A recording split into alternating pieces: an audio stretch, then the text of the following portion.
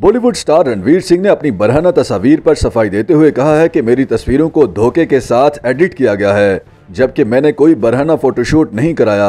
मारूफ अदाकारा दीपिका पादुकोण के शोहर ने बरहना फोटोशूट केस में पुलिस को बयान रिकॉर्ड कराते हुए मौक़िफ़ अपनाया कि तस्वीर को एडिट करके मुझे बदनाम करने की कोशिश की गई है।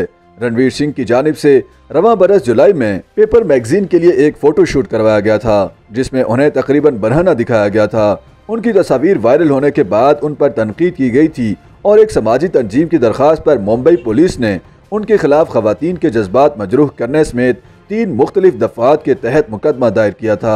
उन पर पैसों के एवज मुआशरे में फहश मवाद की तरसील के इल्ज़ाम के तहत भी मुकदमा दायर किया गया था, जिसके बाद पुलिस ने उन्हें बयान कलमबंद करवाने के लिए तलब किया था।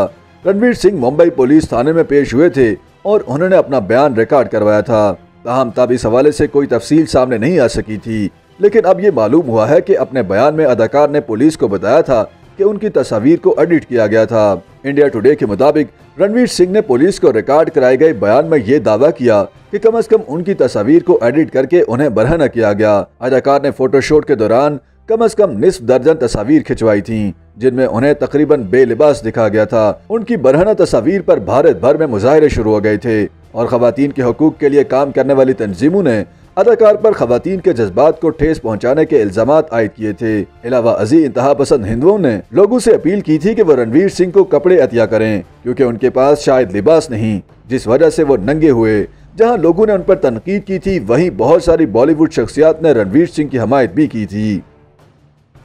YouTube पर गूगली न्यूज देखने के लिए youtube.com की सर्च बार में गूगली न्यूज टीवी टाइप करें। गूगली न्यूज के पेज पर सुर्ख रंग के सब्सक्रिप्शन वाले बटन पर क्लिक करना ना भूलिए। YouTube पेज पर अपलोड होने वाली वीडियोस से बाखबर रहने के लिए बेल आइकन पर क्लिक कीजिए। आपको हर नई वीडियो के बारे में नोटिफिकेशन मौसूल हो जाएगा।